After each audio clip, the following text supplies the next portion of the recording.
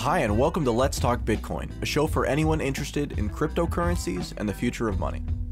Coming up on today's show, we have the San Francisco Forbes Meetup Report. There's always money in the banana stand, also teeny tiny ASIC miners. Are you a buyer? I check in with Michael Hall on Bitcoins and the Cypriot calamity. Making history, we talk Satoshi Square and the cafe meetup origins of modern stock markets. Bad stuff on the blockchain. We separate fact from fiction and hopefully lay the issue to rest. And finally, an extra long interview with Jeffrey Tucker of Laissez-Faire Books on the serendipity of Bitcoin and his journey from skeptic to enthusiast. Looking to educate yourself on the future of money? Check out letstalkbitcoin.com/learn for your connection to the Bitcoin Education Project. My name is Adam B. Levine. I'm a writer and speaker who likes to explain complicated topics in understandable terms. That's really what we're doing here, taking the complicated topic of cryptographically secured money and helping people see what it could mean in their own lives. Joining me in our ongoing quest for clarity are Andreas M. Antonopoulos, an expert in decentralized networks and secure systems. Hi. And Dr. Stephanie Murphy, a scientist and syndicated radio host. Hello. Thanks for joining me again on another episode of Let's Talk Bitcoin. With all of this talk of technology, it's sometimes easy to get caught up in it and forget about all of the people behind all the technology and really forget about what wonderful people these are. So yesterday I went to a San Francisco meetup organized by a Forbes contributor, Kashmir Hill, who is doing an experiment to live on Bitcoin for a week. And this was her grand finale. And she invited everyone to Sake Zone, which is a local sushi and sake bar in San Francisco, next to the Internet Archive. Quite a nice coincidence or a great arrangement. And she invited people to dinner. Thought, maybe buy 4 or 5 people dinner and set up a request for people to show up. So I arrived at the restaurant at 7 p.m. and I looked inside and I was trying to figure out which table was the Bitcoin table. So I walked up to the people who looked geekiest and said, "Is this the Bitcoin table?" And they looked at me funny. Turns out all of the tables were Bitcoin tables. The overflow outside on the sidewalk was Bitcoin tables. The entire restaurant had been completely taken over. Probably 40 to 50 people were there. And boy, what an amazing evening it was. Got to meet some incredible people. Some of the movers and shakers of the Bitcoin industry were there. I don't want to mention names. They probably didn't want to attract that much attention, but there were a couple of founders and CEOs from major Bitcoin businesses there.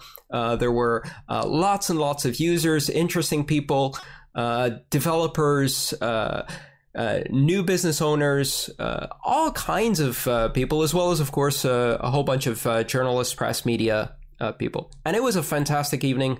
Lots of great conversations. It's so easy to forget about all of the inspirational people out there, all of the great ideas, and what really brings us together, this shared purpose that we all feel. So I left this meeting completely buzzed with dozens of business cards and connections, which led to actually several conversations and follow-ups today. If you don't do meetups, start doing them. This is a great reason to do them. Bitcoin is a great way to get into the meetup space, and meeting people who are interested in Bitcoin is really a lot of fun. So I'm going to be doing a lot of these from now on. I am totally jealous. That sounds awesome. You mean I have to leave my house? Well, no, actually you don't, Adam. What's really easy is you just go to meetup.com and you start one at your house and then watch the 40 people come there. Seriously, why not? A picnic one would be absolutely awesome. I would come. I'm actually signed up for 3 other meetups this week, and in effect, it's a way to keep meeting people. Also, if you are interested in doing this as a living, right? If you're interested in earning Bitcoin for work, becoming a Bitcoin professional, starting a business, getting hired in Bitcoin, these are great places. I mean, yesterday the place was literally full of both business people hiring people who were offering services, developers, graphic designers, various other areas of expertise, as well as a couple of VCs who were trying not to look like VCs, or investors rather, I should say, who were casually listening in on conversations and then making contacts. I wouldn't be surprised if a lot of Bitcoin projects get funded through this kind of serendipitous meeting. That is so cool. You know, even little old New Hampshire, where I'm from, has Bitcoin meetups once a week. There's a pretty active Bitcoin community here, mostly libertarians and people who are involved with the Free State Project in some way or friends of them. And it's called like the Free State Bitcoin Consortium. They have like weekly meetups. Maybe the ones in the Bay Area, a little more filled with people from the tech sector, a little more high class. I heard great things about them. But yeah, I mean, there's pretty much Bitcoin communities all over the place. And not only do I think it would be a great place to get jobs and to network professionally, but also perhaps to meet friends and to meet people to go into potentially future businesses with or projects with, or even to meet significant others. Did you see any of that happening? I am happily married and blind to all of that. Well, actually, that is a decent question. What was the gender ratio like, if you could tell? That's a great question. Actually, I would say it was a perfect representation of the Bitcoin community. Every walk of life, every age, every ethnicity, country of origin, language spoken, weird accent, weird look, and gender was represented equally. Wow. That's awesome. That is pretty awesome, actually. You know, I think that it's great that you guys have active communities, but I think that even you, Stephanie, in New Hampshire, there's a really big liberty-oriented community, so I think there's a lot of Bitcoin awareness because of that. I'm about an hour and a half north of San Francisco, and there's nothing. I have like 4 towns around me, and there are no meetups. So the question for me has not been, do I want to go to a meetup? It's been, do I either want to, A, drive a long way to go to a meetup, or B, do I just start something myself and take that on as an additional project? So I think that ultimately that's what's going to wind up happening, is that I'm just going to start a meetup and then, you know, it's kind of going to grow from there. But I think that that's something that, you know, if you're listening to this podcast, chances are very good that you are way ahead of the curve of 99% of the people that you know. So, you know, you kind of are the forefront of this. And if your local town or local area doesn't have a Bitcoin meetup, it's real easy to start one. And once you do start one, they kind of become contagious, you know, and it's all about education. That's what we're doing here with the show. But that's what these meetups are about too. It's about networking, and it's about education and sharing that information. Yeah, I wonder if we could put something up on our website, stockbitcoin.com, about starting a local meetup, and maybe listeners could post their meetups and find people to attend that way. Again, you know, we got to do this forum thing. It's on my list to do. It really is. Well, thanks for that update about the San Francisco meetup, Andreas. That's really great to hear. I'm glad that, you know, that, again, it just seems like there's so much excitement. And San Francisco is kind of a specific place for that. But even so, we've been hearing this same sort of thing everywhere. I was talking with John Waller maybe 2 weeks ago, and he was telling me how they had in Japan, local Bitcoin meetup that he had been attending had exploded like 90% in terms of attendance over the course of a couple of weeks. And there have been other stories, too, coming in from all over the place. So I think it's really just a time, and it's a way that people are interacting with each other.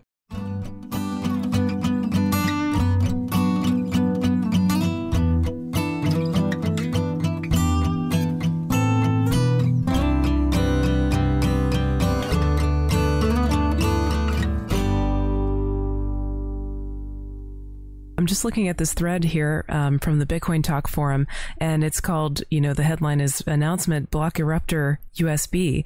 And apparently there's a company called Bitfountain, and they have an experimental batch of these USB-powered ASIC miners that have passed their initial tests. They have pictures of them online, and each one mines at about 300 millihashes per second.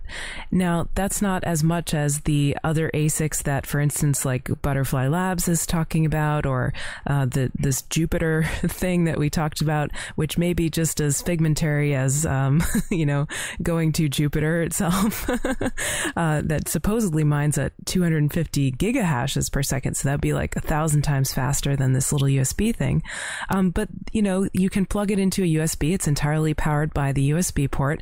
It has one of these pictures here shows a heat sink, so you could potentially cool it in a bunch of different ways. And it's like open to the air. You can see all the circuitry. It has a little LED in it that flashes while it's mining when a share gets accepted. And they have a picture here where they have like a 10 USB strip, and they've plugged in 7 in a row of these devices, and they said they ran them overnight, and they're all very stable. So this looks really promising. This is like the first, you know, kind kind of physical evidence, like with good pictures we've seen. And these are about the size of a quarter, I guess, of a small coin. Actually, they're showing like a Japanese coin, so I'm not sure exactly what kind of coin it is, but they're pretty small. I would say like the size of, your thumb, and small enough to have a USB drive that powers them. So they're saying that they're going to be available for order in batches. Each one is going to cost 2 bitcoins, 1.99 bitcoins, and you have to order at least 300 devices. So this is going to be, the first batch is going to be for group buys and retailers who are going to resell them to other people. So what do you guys think about this?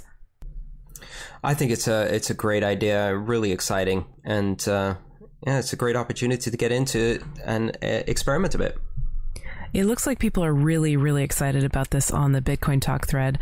I mean, smaller USB ASIC miners that are maybe like a little more affordable for the average person are probably going to make the network bigger. They're going to make it more distributed, which is always a great thing. You could potentially get, 10 of these, like they said, and run them off of a USB strip, and you could be having some pretty good hashing power. So I think this would be a great thing for Bitcoin in general, and I would love to get my hands on one.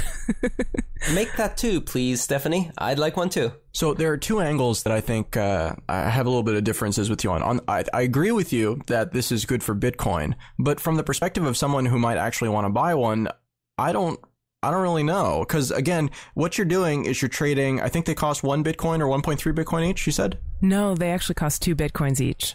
They cost 2 Bitcoins each. Okay. So they cost 2 Bitcoins each, and you're buying them now. You'll probably receive them now, but isn't there a problem with the ASIC saturation thing going to happen? I mean, like, didn't Butterfly Labs just announce that they're releasing, they're finally going to release all of the pre-orders that they've done? So that would be my concern, is that you would buy this now, and then by the time you've got it, the network will have adjusted. And so even though, it's 300 mega hash, which, looks good right now, probably, when the network goes up 20 times, I just wonder what the return is going to be. And that would be my primary concern, really, with getting into any kind of mining right now, is just that moving forward, especially if you're talking about something that's specific to Bitcoin, like application-specific integrated circuit, like these 300 mega hash units, those can only be used for Bitcoin. So 300 mega hash per second is good now, and certainly for the power consumption, it's good. I just wonder in 3 months if it's going to even be anything, because, if the network goes up 20 times, then suddenly, you're talking about, the equivalent of 15 mega hash.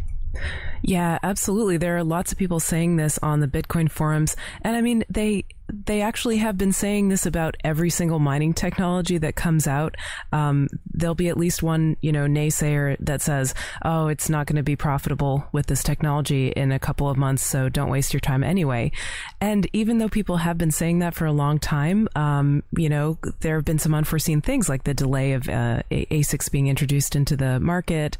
And, the price of Bitcoin is also another factor. We don't know what the price is going to be in a couple of months. So even if you're only mining like a few Satoshis a day, that could be eventually really profitable. Right.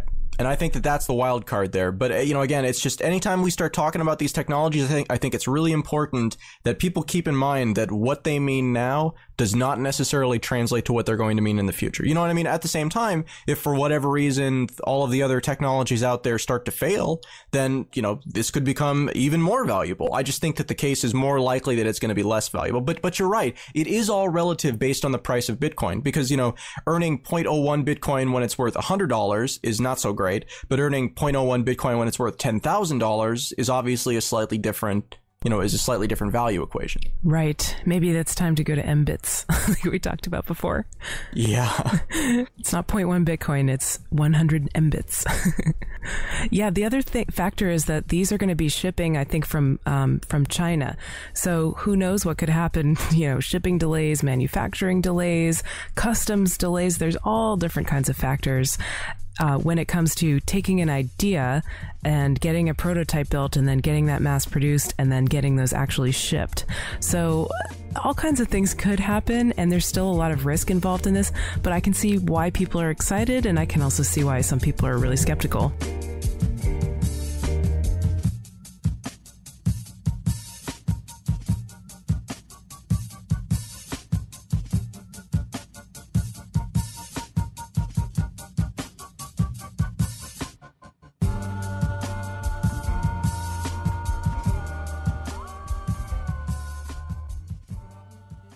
We're here with Michael Hill. I'm a Greek citizen and an American citizen living in Cyprus. I was born in Minnesota.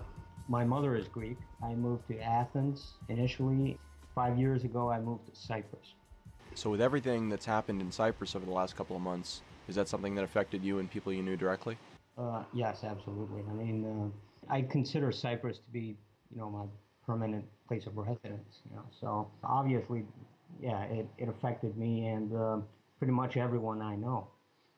In the political situation leading up to it, was this the sort of thing where there was any warning whatsoever, as far as most people were concerned? I think the general sense in Cyprus is that there wasn't a specific warning of what the final solution would be, but there were definitely dark clouds forming since last year, especially after the PSI deal with Greece, which inflicted very heavy losses on Cypriot banks.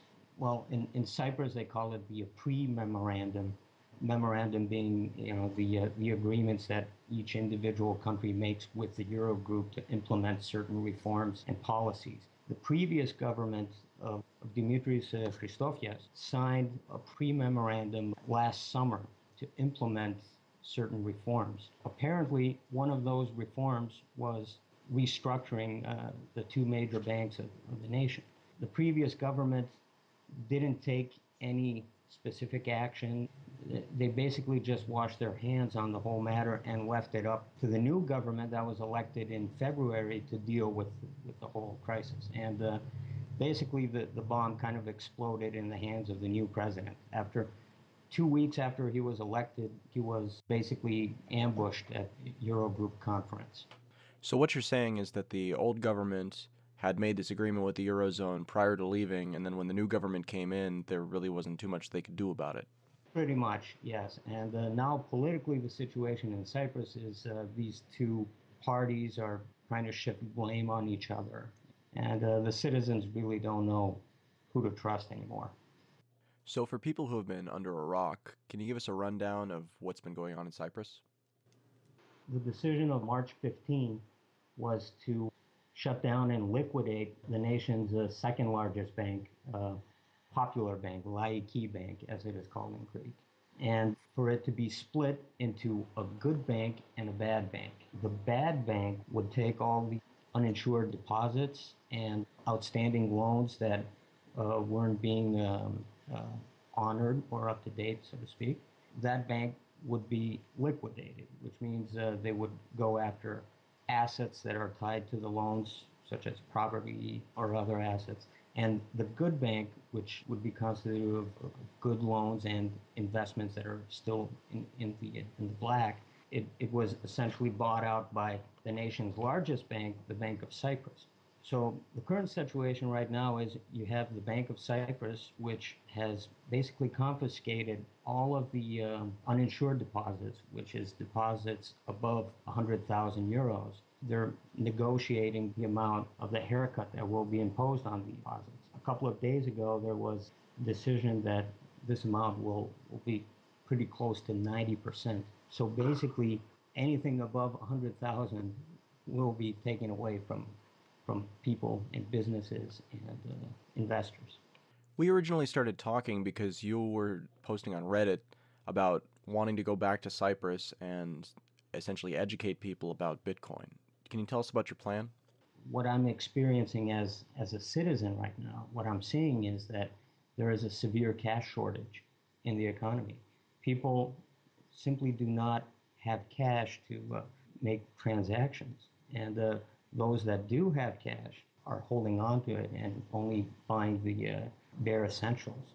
So the economy has come to a standstill. And this, in turn, will, of course, lead to an even bigger economic downturn and will affect the debt to GDP ratio, which is estimated to be negative 8.7% this year alone. And that's a very generous estimate. Cyprus is going through the same cycle that Greece experienced 3 years ago and is still experiencing. I believe that Bitcoin could be a solution if it's introduced to the economy as a competing currency to the euro. You'll basically have an additional currency to perform transactions. This, of course, is something very new.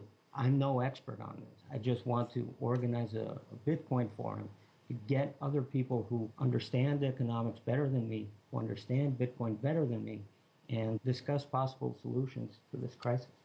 So if somebody wants to help you in your task, is there a way they can get in touch with you? Well, absolutely. I'm very active on Reddit, and I try to update as much as possible. I'm just getting started, so right now I'm really not in a position to ask for specific help because I do not have something specific to offer, you know. Anyone who's interested in tracking progress of this project, they can follow us on our Facebook page, Reboot Cyprus with Bitcoin, also on Reddit. Just keep an eye on the Bitcoin subreddit. How has the reaction been to Bitcoin in Cyprus? Have you spoken with people about this yet? I do kind of have an approach I like to use whenever I go to a cafeteria or to a bar or to a shop, and when I ask for a bill, I just tell them, do you accept Bitcoin? Everybody invariably says, what's Bitcoin? I say, well, it's a digital currency used all over the world. You've never heard of it? He says, no. You know, and so we start a small discussion. I tell him, look, if you want to know more about this, I start a Facebook page, look it up. I'm also trying to organize a forum where anyone interested can come and talk. Maybe we can do this on a monthly basis, start finding solutions to this economic crisis. The reception has been very, very good. I was surprised. Some people are definitely coming. Other people really want to know more about this. So right now I'm in the process taking in a lot of information and writing it out in Greek because there's not a lot of information in Greek out there. It'll really help in communicating about Bitcoin. Have you run into anybody yet who's already working with the currency? I haven't run into anybody in Cyprus who is working with the currency right now. I did get a response on Reddit from someone who said he's been living in Cyprus and he's been tracking Bitcoin since 2010. I wrote a reply and I told him, great, why don't you come to the forum? Let's meet, let's talk. I hope to see him there. You said you're planning to do it as a monthly thing. What's the date of your first event? It'll be May 25, tentatively, of course. When I return to Cyprus and I start using my connections there, I have a friend who works at the largest daily newspaper there, Φιλελεύθερος, up some press releases and articles, and maybe they can start getting the word out. I also have some friends from advertising agencies I used to work for that can help me organize book venues, print some leaflets, and put up posters. I'm going to do all of these things a couple of weeks leading up to May 25. There'll be a lot of work waiting for me when I get back to Cyprus, but I'm very excited to do this. I really believe in the idea of Bitcoin, of an alternative currency, helping Cyprus at this time. Maybe people outside of Cyprus need to get a better understanding of the social situation in Cyprus. The media in Cyprus have been pretty much using scare tactics, people, and the politicians, of course. The people in Cyprus have been presented with two ugly options. One is stay in the euro, push through these reforms, go through 5 or 6 years of a depression, basically. And then at the end of the tunnel, there will be development. That's what they're saying. They're saying if we don't do this and we pull out of the euro and we print our own currency, the currency will be devalued by 70, 80% maybe. You will lose everything. It'll be a disaster. It'll be chaos. People are scared into submission, basically. I believe in a message that is more positive, in a message that there is an independent currency that is not controlled by any central bank.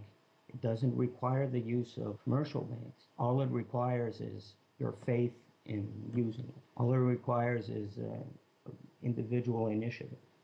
That's something that really runs against Cypriot mentality. Individualism is not really the value that it is in American society, for instance, or in British or in Western society. Cyprus is a bit more different. It's a more closed, conservative society. It seems like something where even if people were aware of the possibility that it could happen, I don't think anybody thought that it, really would happen in real life, right? There have been reports about politicians and relatives of politicians pulling out their deposits from Cypriot banks just days before the Eurogroup decision. There's a lot of anger in Cyprus, as you can understand.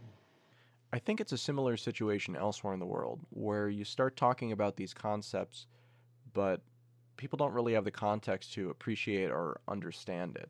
Really to conceptualize that things could be different from the way that they are now.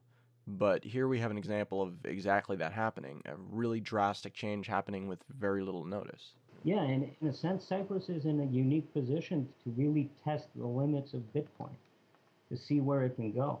And I think the Bitcoin community really wants to see this happen in a country, in the sense that so far the Bitcoin has been seen more as a speculative investment, something that you can buy today and sell short in a month or something. The price crash last month was something that a lot of people expected, but perhaps not to such extremes.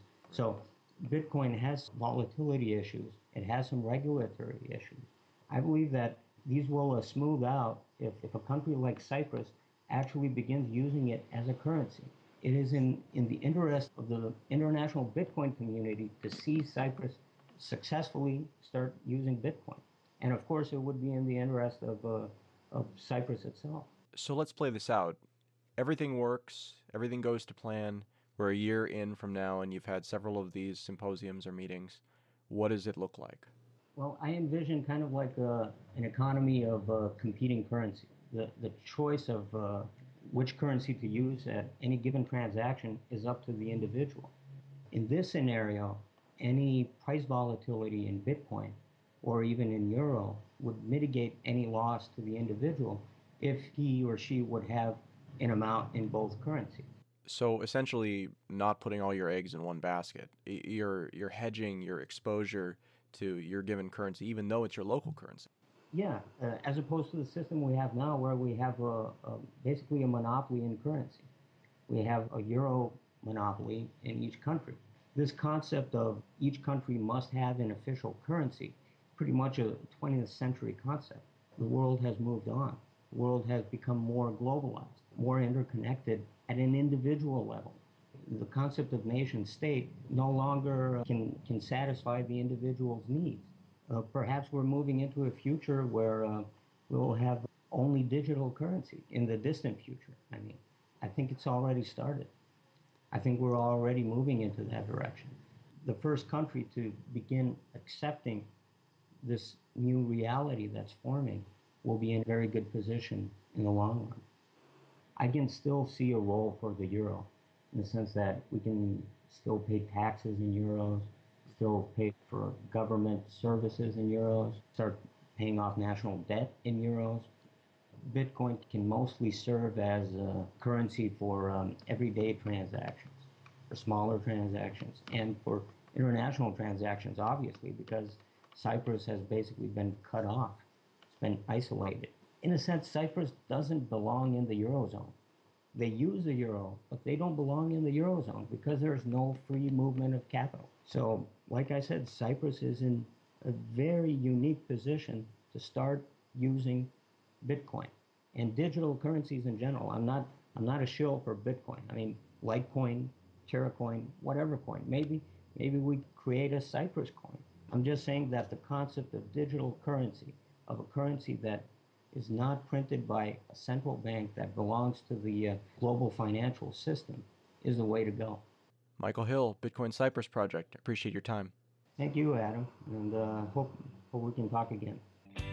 If I showed you a website where you could easily purchase electronics from the world's largest distributor with Bitcoins at 0% markup, would you think it was too good to be true? Good news. It's real, and it's at bitcoinstore.com. Choose from 500,000 items, save money over Amazon and Newegg, and convert your Bitcoins to real-world items. You can even buy with privacy. All they need is a shipping address. But don't take my word for it. See for yourself at bitcoinstore.com.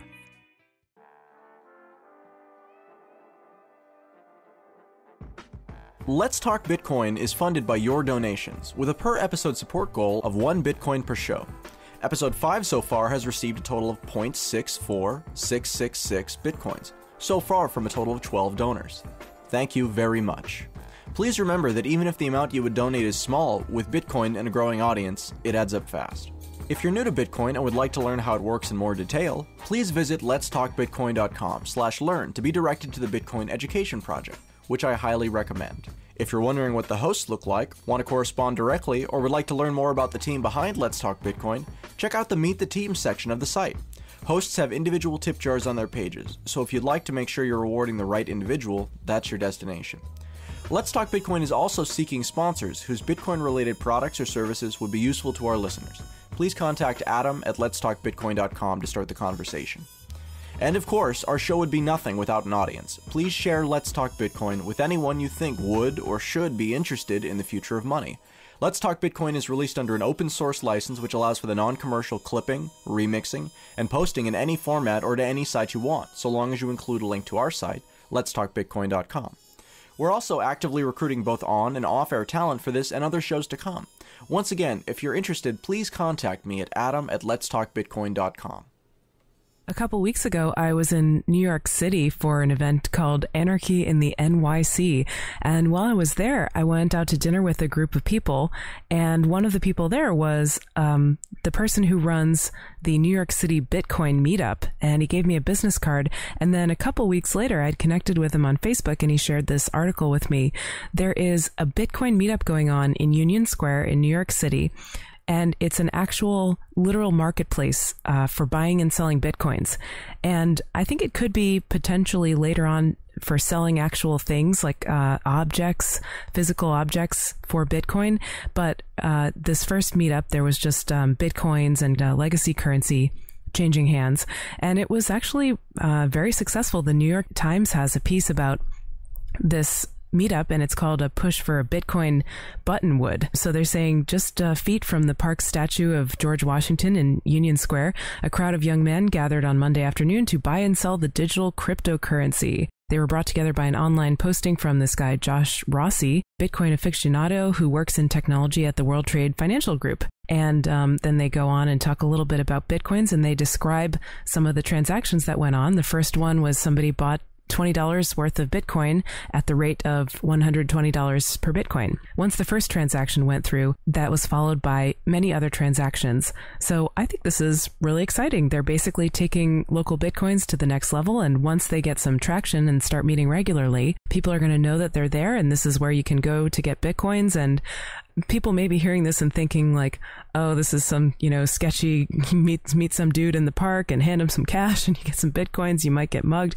But no, that doesn't sound like what it was at all. I mean, it sounded like it was going on in broad daylight. There was a lot of documentation, lots of people around, making sure everything stays safe and above board. So I think it's really cool. I'm excited about it. What do you guys think? San Francisco is the place where farmers markets gained early acceptance and actually became huge. I am literally and honestly embarrassed that we didn't think of this first. So either I've missed one that's already happening, or we need to get our act together. I mean, come on, we should have a Bitcoin farmers market or a Bitcoin open air market. There are so many awesome locations right here in San Francisco and in the Bay Area in general, across the Bay in Berkeley for sure, and many other places, where this model would work beautifully. So either we've missed it or this should definitely be happening. And I think it would be a huge success here. It's a great idea. The origin of the term buttonwood, which was the title of this article, it's a reference to the start of the New York Stock Exchange, which was like some meeting where they were trading stocks or something like that. So I think that was cute. What it sounds like happened is something close to like a prototype for an old style trading pit where you've got buyers and sellers there all offering and competing with each other essentially for price. And then once an agreement is made, they all step to the side, or the interested parties step to the side and they do their transaction, and then it'll go right back into the pit. Does it sound like we think this can go in that way? Yeah, absolutely. If you look at some of the transactions, there was actually another article that detailed each transaction that was made. And there was a pretty good price spread from people buying at $120 a Bitcoin down to like 104, 108. And it changed over the course of the afternoon. So that was super interesting to me. The historical references here are tremendous. I mean, I often have the feeling when I'm dealing with Bitcoin and Bitcoiners that we are making history. It's a very, very strong feeling. And I think a lot of Bitcoiners feel like that. This is unprecedented. It's uncharted territory. And the historical reference is back to the 1600s when one of the most major changes in human economic condition happened. You know, essentially the 3,000 years before 1600 were all zero growth years. And then from 1600 until modern days, we've had this exponential growth in economies. Before 1600, it really wasn't happening. What happened at that time were lots of different things converging: Renaissance, Enlightenment, and all of the other things, including the modern corporation, East India Company, et cetera, et cetera. And one of the interesting things is that it was also the beginning of stock exchanges in London cafes. It was meetups that started, and in fact, very near to the location of the first cafes in London where those meetups started for merchants to buy into things like the East India Company is where the London Stock Exchange sits today. We are definitely making history, and we're doing a lot of the same grassroots things that they did back then. I really appreciate that historical context. I was not that up to date on the history of stock markets, but yeah, I mean, it sounds like that's exactly what we're doing, you know, just transpose us a couple hundred years.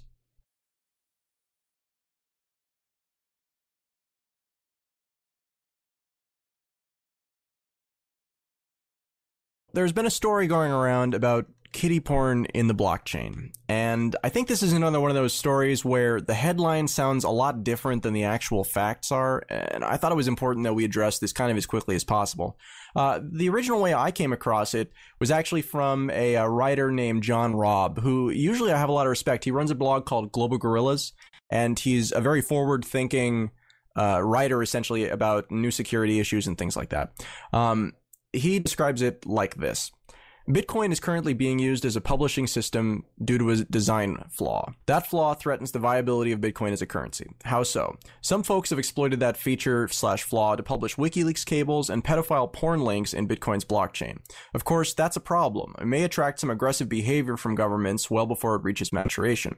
However, that's still a problem. Since Bitcoin is decentralized, the steps required to prevent people from publishing information are very difficult. The article goes on, but I think that kind of gives the general impression that I've seen out there most commonly, is that there is kiddie porn that is being put into the blockchain along with other things that, you know, we don't want there, quote unquote, like the WikiLeaks cables. And somehow this is going to be a problem for Bitcoin because it will bring down the ire of the regulators. Because as we all know, the one thing that you can do to totally get yourself targeted by government agencies is to deal in some way, shape, or form with child pornography. Let me just fix that last statement for you, Adam. The one way that government agencies can crack down on whatever they want is by loosely associating it with one of the big boogaboos, right? That are, you know, tiny and insignificant threats, but can mobilize an entire military economy and the wrath of the people to respond to. So if you want to make someone look bad, you associate them with one of these big bugaboos. And that's what's annoying about this, because really, you can't put child porn in the blockchain. Was that clear enough? Yeah, you can't. You can put text in the blockchain. You can put links to things in the blockchain. So this is really just a big sensationalist mess. And it's really disappointing that people have been reporting on this as if it's a real issue. Obviously, I'm a bit sensitive about the issue because I think that a lot of good technologies, especially ones that are new and difficult to understand, immediately get painted with the absolute worst possible use imaginable, and not all of the other uses that are much more frequent, much more relevant, and perfectly legitimate. At the end of the day, let's be real. Most child porn and drugs and other things are bought in US dollars. Of course, the big difference is that when people buy those things in US dollars, sometimes they also roll up those US dollars and use them to snort those things straight up their nose. So Bitcoin, in a way, is much more benign. As I said before, criminals use the most powerful tools they have at their disposal, be those phones, cars, or money. And in this particular case, it's really conflating those two issues in a very bad way. You can put 255 bytes of text in the blockchain. You can put that in a cookie on your browser. You can put that in the HTTP headers on your browser. You can put that in the disk encryption on your laptop. You can put that in any one of the apps that you bought on iTunes or through the Android market. I say we ban all of those. Okay. So pretty clearly, we all think that this is a little bit silly, but let's talk about what the actual complaint is. You said it was 255 bytes worth of data. What are they talking about when they refer to child porn? Because I don't think they're talking about links, because if they're talking about links, I mean... Yeah, they are talking about links. These are links to sites. They are talking about links. Yes, absolutely. These are URLs. That's all that's in there. It's URLs to a couple of sites. And in fact, most of the people who were looking at this didn't follow these links. They just looked at the titles and thought, whoops, that's nasty. Yeah, it's links. The WikiLeaks cables that are in there, they're links to the WikiLeaks cables. These are links to those sites. In fact, all of these links exist in another really, really nefarious organization called Google. So you're saying that you can search for all of these things and they'll come up, basically? Oh, of course, absolutely. And in fact, if you're searching for other things, sometimes they come up, as you as you can imagine, and they get buried under miles and miles of relevant results, so you don't see them. You really have to go to extremes to even find these things on the blockchain, to even know that they're there. And when you do, all you've achieved is what you could have achieved with a Google search if you were so perverted. Most of the time, the text field in transactions is not used. Occasionally, I put a little note in a transaction to remind someone why I'm sending them money. But for the most part, that field remains unused. I don't know, Stephanie, Adam, have you ever put in a text comment in a transaction? I've put, I label things, but I don't think that's what you're talking about. I think you're talking about actually a message that gets sent, right? Yes, that's the optional message. You have a little text area underneath your transaction. You can't do it on the main wallet, really. The mobile wallet for sure doesn't bring that to the front of the user interface. On blockchain, if you do a custom send, you can add a message to the bottom, but the quick send doesn't do that. So the easy answer people found this was simply that 99.9% of all transactions don't have any text. The ones that do have a little text. So it's very easy to find the ones that have a lot of text, or to search for link patterns and URLs. And those have various weird things in them. So from a worst case scenario standpoint, I mean, trying to look at this from the perspective of the people who are actually legitimately concerned about this, or at least saying that they're legitimately concerned about this, what's the big scary pitch? Because I mean, clearly the putting child porn in the blockchain is not really an accurate assessment. So what is an accurate assessment? That you can just put a link and then that can but you can't, it's not like you're hosting. It's not like you can look at it there. If it lives on the internet, I don't understand how it's even a thing. If it lives on the internet and you can find a link to it, because obviously you have to be able to find a link in order to get to it. So if you can find a link to visit it, doesn't that mean you can find a link to then take it down? Well, yeah, that's the main point. I think the main concern is this. The blockchain is forever. Once it's on there, it's forever. In fact, we depend on it being forever. We also depend on the blockchain being everywhere. Everywhere plus forever means that when you're running a full node client, you have the 7-8 gigs worth of blockchain on your hard drive. You possess that. So the scary part was, well, if people could put not links, but the actual bad stuff in these 256 bytes, then you would be in possession of that stuff just by having a full node client. That's a very tenuous argument, both legally and philosophically. The fact that some bytes are on your computer and they're links, you can't really put images or things like that in there. So I think it's an overblown concern. In the future, we may have to think a bit more clearly about what happens if certain blocks become so objectionable that you need to recalculate the blockchain from that point over. But I really don't think you can do anything in text that isn't protected by First Amendment speech or could be used really for a possession charge when you have absolutely no knowledge what's in the blockchain.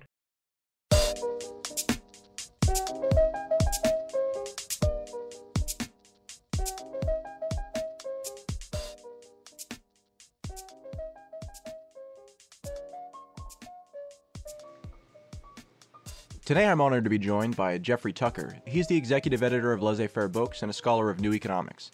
Jeffrey, we've been talking about the serendipity of cryptocurrencies like Bitcoin gaining exposure and popularity during this time when the money we all use isn't doing so hot. Is this an equal and opposite reaction, or is something else happening here? I don't think it's a coincidence at all that we saw the rise of Bitcoin at the time that we've seen it, right after the currency crisis of 2008. That really put everybody on notice something is not working about the system. It was exactly at that period the regulators and the Fed and the Treasury and everything, they sent the whole system into a gigantic upheaval that's fundamentally changed its workability. Banks today don't work anything like what they worked like 10 years ago. There's completely different operations. They make money in a different way. Their reserves are handled in a completely different way. The Federal Reserve's totally dedicated to tamping down interest to zero to negative. Money and financial system just isn't working the way it used to work. And so Satoshi's invention, with Bitcoin comes along really at exactly the right time. And it's kind of a perfect storm in many ways. In the monetary system has already moved to kind of the future of money, except for all the people like us who are still stuck here using, the money that we've been using all along. It just isn't the same as it used to be. Well, one of the exciting things about using digital currencies, alternative currencies, is that you gain a realization of something that you can read about in books, but it really comes home to you once you start actually engaging in real transactions with alternative private currencies like Bitcoin. You suddenly realize that the dollar system, the world money system, in many ways is nationalized and has been for about 100 years at least. Something fundamental changed in 1913 with the advent of central banks. I mean, it basically meant that a kind of cartelized government structure nationalized our money. And the results 100 years later are not pretty to see. We've seen, massive depreciation, of course, take place, but also continuing levels of business cycles. And it worsened at every stage, whether it was in the 1930s or when Nixon finally closed the gold window after the collapse of Bretton Woods. And we've been on this kind of long run experiment where money has been basically managed by government and its connected power structure within a very stagnant and ancient sort of aging institution called conventional banks. This fully dawns on you once you first kind of get engaged in making Bitcoin transactions. You suddenly realize, oh, this is the way money could be working in the digital age. I see it essentially as an unstoppable force. The digitization of money is coming, if it's not already here. And it's just going to grow more and more as the years go on. And the government structures are just going to continue to fail. I mean, there's a certain analogies out in the world. You can look at the way mails have gone from being purely monopolized by public policy, essentially from early days of the Republic up until the invention of email. And then the whole system kind of blew apart, and we saw the invention of a totally new way of doing things that blew our minds. That were new ways that were unimaginable in, say, the 1960s. Now we take them for granted. Well, the same kind of thing, it's also happened in education. It's happened in healthcare. It's happened in a lot of sectors. Well, now the same force of innovation and digitization, choice is affecting money and finance. And I think that's going to be our future. I've heard this argument before that we're going to see essentially government money, or legacy currencies as I like to call them, become kind of obsolete. But there seems to be an inherent conflict in there because, while the mail analogy works to a certain extent, governments don't transact mail in order to fund government. But they do that with currency. So isn't there kind of a clash that's inevitable here? Well, yeah, you can make it a clash. I think really it's up to public policy whether or not they want to make it, and the regulators. If they want to make it a clash, that's fine. But I don't think that they can win if they want to make it that. But it's also very possible that during the rest of our lifetimes, we're going to be operating with parallel systems. And many people around the world are used to this in the world of money and banking. Dollar users in the developed world aren't usually used to that sort of thing, where you're juggling several different currencies, you're keeping various exchange rates in your mind all the time. But people in the developing world with exchange controls and fixed relationships between their kind of cruddy local currency and the dollar are used to this. They sort of grow up with this system and that's what they live with. So there's nothing wrong with parallel systems, competing currencies, as F.A. Hayek called it. The third world to US dollar analogy is an interesting one because I think that it's good, but it also brings us back to these issues. The reason why people in third world countries use the dollar as a parallel system is because their currency that they use, on a local basis is not very valuable in certain contexts. So, I mean, isn't that where we are now with Bitcoin? Because, before you have the cryptocurrencies, pretty much any currency that's out there is a currency created by fiat, created by governments and backed essentially by those governments that create them. Bitcoin presents a new type of competition entering the market. As far as I can tell, there hasn't really been anything like it that has had this decentralized, no real control structure for any particular organization or group. It just feels like the other currencies become sort of secondary in nature if you play out this logic to its logical conclusion. Well, I think that that's right. I mean, there's also a very interesting thing that happened with Satoshi's invention here. He kind of looked at the operation of the gold standard and he built into Bitcoin what people sort of put down as a deflationary tendency. I like to look at it as a relentlessly rising purchasing power. You know, that's possible just because of this very strict limits on mining and then the ultimate final limit on the number that can be created. You have within Bitcoin a sort of an unusually sound currency. It's sort of radically sound. It's even sounder than a 19th century gold standard. Right. It's kind of severe and strict in some ways. So the market will tell. And I think that from my reading of monetary theory and monetary history that the sound currency will eventually prevail. On the other hand, what you call legacy currencies will continue to be, you know, obviously in demand for the conduct of public policy and that sort of thing. And I think those can exist side by side. You know, my reference to the developing world is very much shaped by an experience I had in some years ago when I traveled to Nicaragua, and at the time, the government had very strict exchange controls on the local currency as it relates to the dollar, and they hit you at the airport, and they would hit you at official money exchanges, and then you go out on the street, and there were kids who were 7 and 8 years old, just all up and down the block, exchanging currency with tourists, and they would keep up on the rates. They were very good with math. They knew a lot more than the tourists themselves, and the rates were constantly changing because it was a heavily inflated currency at the time. They were just masterful at it. I had to laugh at it because, you know, I thought, well, here you have these poor peasants, you know, in some poor country who are actually doing more complex financial transactions than most American school kids could ever do. You know, so it's a very complicated system, but they managed it. I think that's the kind of thing we're going to see in the future.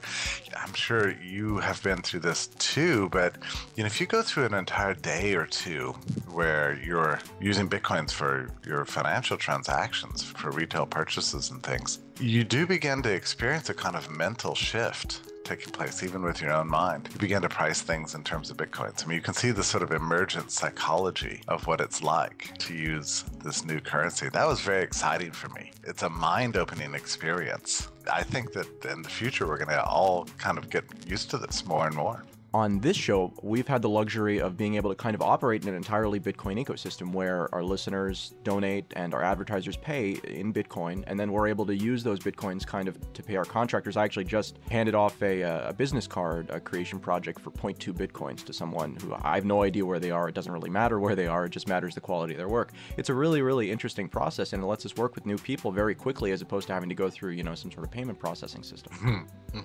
Yeah, that's so thrilling. It's so exciting. You know, I felt it. I have to tell you that I felt it the very first time. Well, somebody donated a Bitcoin to me at some point, not a full, I mean, it was, I forget now what's on small fractions. So I began to sell off some of the goods that I brought with me to a particular conference for Bitcoins because people were buying them. That I had enough actually to use one online. My first purchase was so exciting, easier than Amazon. One click, you know, you just feel like you're transported into this future world. Actually, you almost feel like an idiot that you bought into the old system. Actually, the first time you use Bitcoin, you feel like the old, as you say, legacy currency system is, or what I call the government currency system, is just so old-fashioned by comparison. And I felt the sense of flight. You know, what it must have been like to be in the Kitty Hawk, you know, for the first time. It's just such an incredible kick, and you can't really go back. I think this is why people get so dedicated to Bitcoin after using it just a little bit. You know, you begin to realize the possibilities, and it changes your whole outlook on life. I think we need to realize, too, that the emergence of this as a currency and even as a payment system presents a lot of challenges to sort of the intellectual elite who hadn't really entirely, you'll notice there's a sort of a dearth of academic papers on the subject, right? They're just now emerging and people are trying to catch up, trying to figure out what the heck is going on. We're living in a real-time experiment here in which the real buying and selling of individuals, the real innovations on playing themselves out, the digital age market economy are serving as a kind of institutionalized philosopher king, teaching governments and intellectuals something about the world that they didn't know before. And it's going to cause a revision of a lot of monetary thinking and a lot of thinking about the world. And this is not a political thing, really. I mean, the left is challenged by this, the right is challenged. All the old assumptions are sort of being blown up by the real-time market experience. I was thinking about this last night, with Satoshi's invention. The usual path is that you propose an idea, throw it out to the academic journals, it gets peer-reviewed. All the old tenured professors, knock their idea around and sort of kill the young guy or whatever. And then 20 years later, maybe you start to see it emerge. But that's not what happened in this case. Satoshi proposed the idea and then threw it out there, discussed it for a while, and then, disappeared again. The thing is playing itself out in real-time market conditions. I mean, the peer review process is the market itself, and the intellectuals are just scrambling to keep up. It's a very intriguing process to watch. I know that in my own thinking has began to shift that fateful day when I acquired Bitcoin and then began to use it. It shocked me, and now I'm realizing I'm carried around a lot of errors in my head for many years, and I think a lot of people are going to start seeing this. On the subject of new economics and the Austrian school, as it's grown in popularity over the last couple of years, kind of alongside and on top of Bitcoin, actually, there's been a lot of skepticism coming from that community. I know that you're a relatively new convert to the cryptocurrency thought. Right. Why do you think that is, and what's the journey? It's interesting you would ask me that question, because it has been quite a journey. It's been a little bit of a private journey, actually. Because I had been steeped in monetary thought for a very long time. I wrote my undergraduate thesis on the gold standard. So I've long been a gold standard advocate and, fought all the monetary wars between the Austrians and the Keynesians and the monetarists and so on. If you're embedded in this world long enough, you think you kind of know everything there is to know. So I guess I had heard some jabbering about Bitcoin, a year or so ago, maybe a couple of years ago. But I didn't pay much attention to it because it seemed to me that it obviously contradicted everything I thought I knew. I believed that I knew that money had to emerge out of real commodity use in the real world, first as barter, then as a kind of a speculative venture, as indirect exchange, and the whole process that people normally assume is a regression theorem. And so Bitcoin comes out of nowhere, and my first thought was, well, this is obviously untrue. It can't be the case. But as I began to look at it, I think what's happening here is that we've sort of failed to understand that we are living in a time when code, really well-written code, is extremely valuable. It's obviously a commodity. It's been the driving force for the world economy for the last 30 years.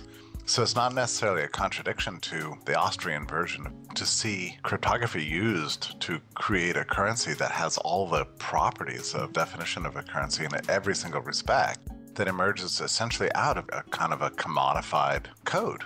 And, you would expect that, I think, in a digital age. Well, I think we need to realize that the world changed dramatically over the last 20 years, essentially migrating from the physical to the digital world. So it makes sense that money would take that same trajectory. But even then, I still wasn't convinced because, the real beauty of the digital sphere is its capacity for infinite reproducibility of everything. I mean, that's been the source of its economic magic in so many ways.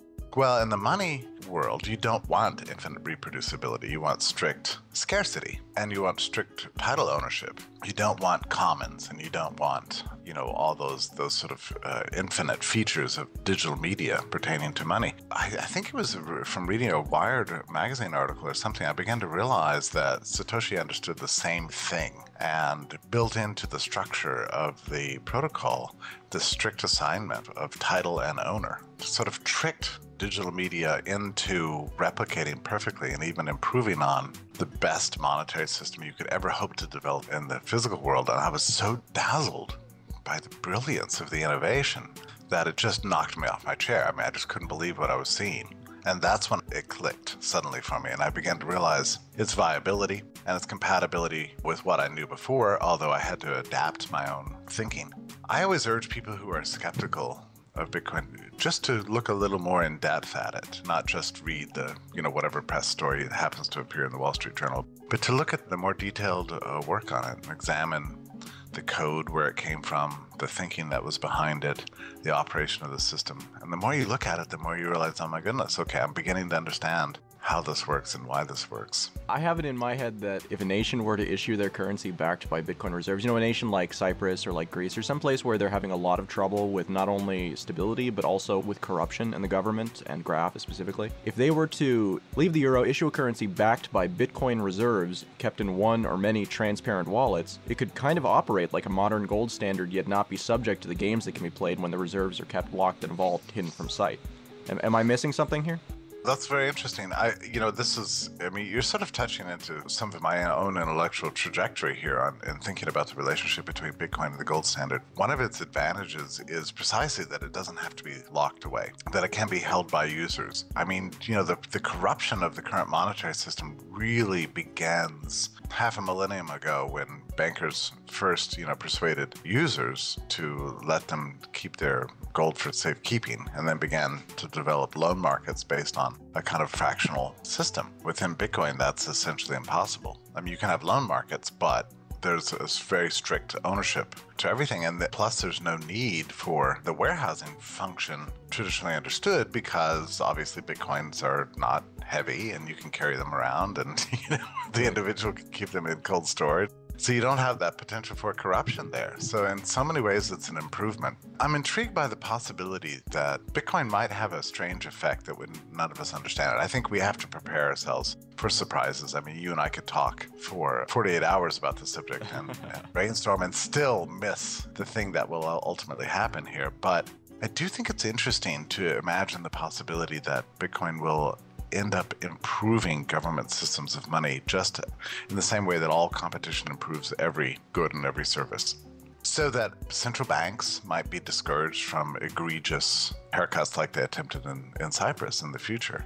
We could see governments firming up the quality of their money to prevent a run out from their currency into digital currencies. We could see dramatic changes in monetary policy in which Bitcoin becomes a kind of a teacher to governments and central banks about how to run a sound monetary system. That could happen. I think the world population would be better served by sound money than the current system. So however we get there, I'm all for it. Jeffrey, I noticed that Laissez-Faire Books, lfb.org, does not accept Bitcoin for membership. Are there any plans to make a move in that direction? Yeah, there are big plans, and everybody's working like crazy to make it happen. LFB is a subsidiary of Agora Financial, which in turn is a subsidiary of Agora Inc., which is a big global corporation with about 6,000 employees internationally and a unified accounting system. And it's so not as simple as just throwing up a button on the website. Yeah, it's funny how it is. It's actually not a surprise to you at all. It wouldn't be a surprise to anybody who works in web commerce, but it's a lot easier for small institutions to innovate in these kind of edgy areas than it is for large old institutions. But I will tell you that everybody at my office and everybody, including the accountant team and the legal team, everybody's super fired up about this and working really hard to think through all the implications and implement the solutions. So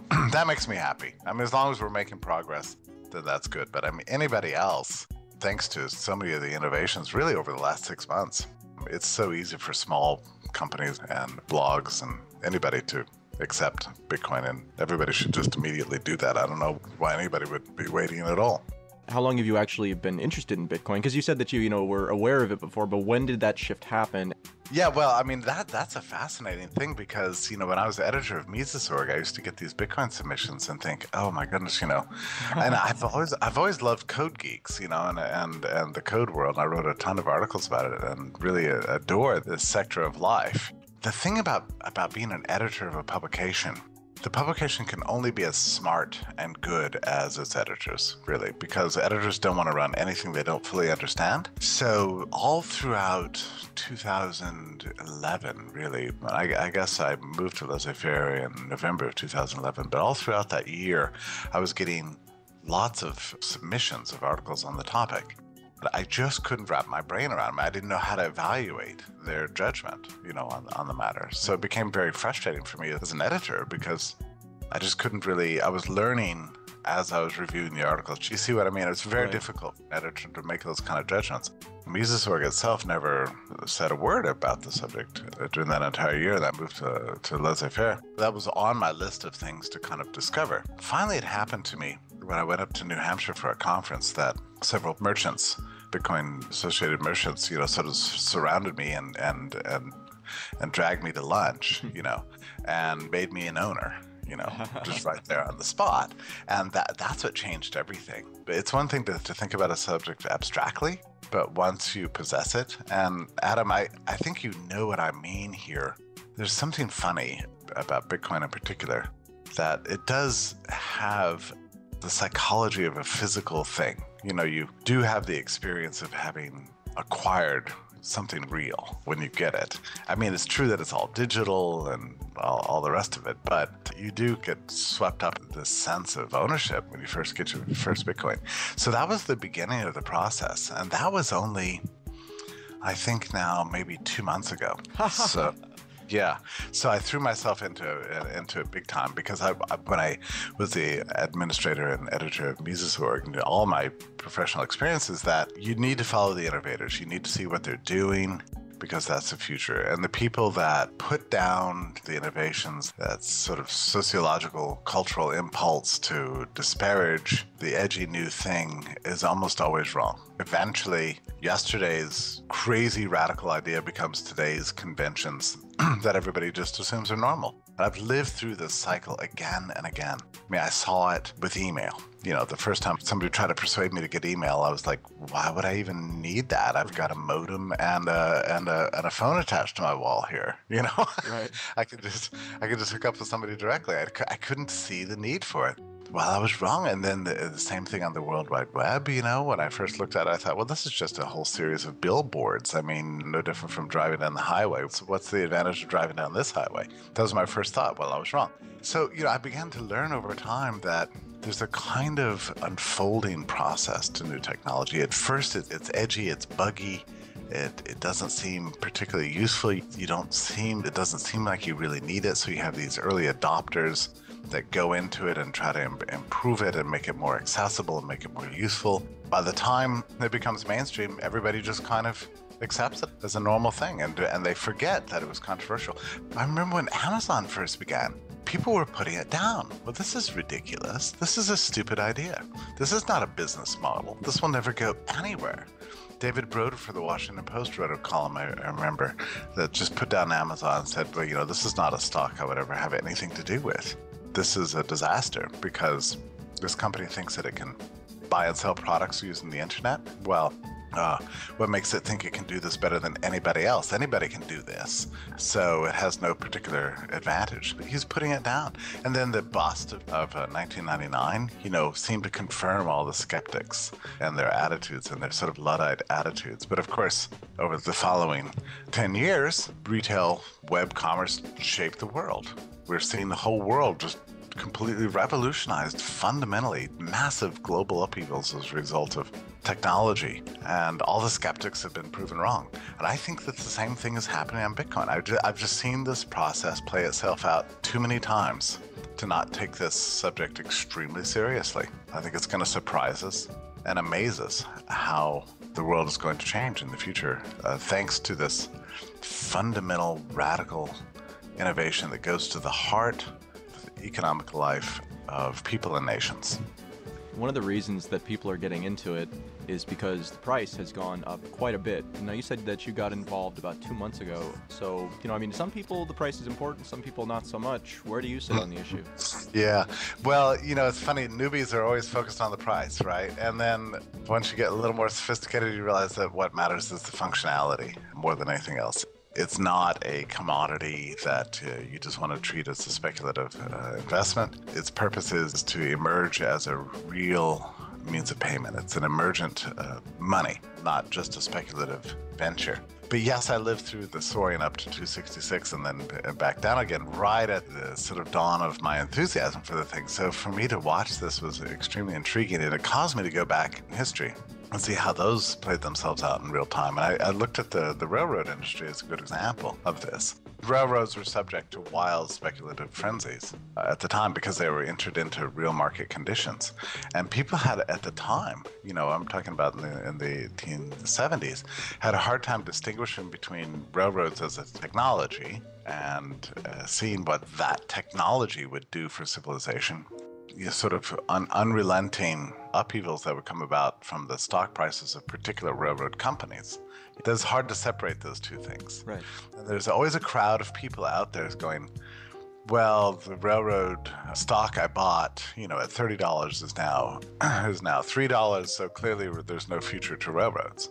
I think that there's a kind of an impulse to do that with Bitcoin, or the reverse. The railroad stock I bought at 3 is now 30, so clearly there's a future to railroads. The truth is we have to separate these things in our minds. We have to separate out the speculative aspect of cryptocurrencies from their technological usefulness. That's not always easy to do, but in the real world, all great technologies come of age, develop, and mature within real-world market conditions.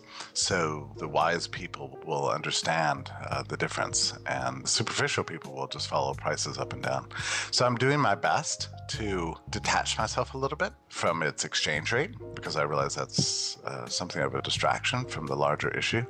And yet at the same time, I'm as bad as anybody. If I wake up at 2 a.m. for no apparent reason and my smartphone's by my nightstand, I pick it up, and yes, I don't check my email, I check the exchange rate. So it's bad, it's a disease, I tell you.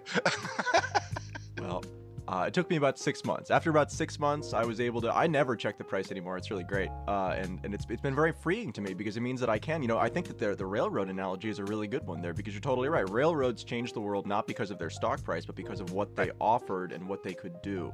For me, that's the most exciting part about Bitcoin, is that it enables all these things, that you just can't do in other circumstances. Yeah, that's true, and it's true with every technology is this way. But markets tend to, because great technologies are enter into real world market conditions, they're subject to this kind of unrelenting evaluation based on the potential for speculative profits. One thing I'm trying to get better about is I'm not spending a whole lot of time engaging in debates with people on the internet. Someone's wrong on the internet. How many I'll be to dinner later, right?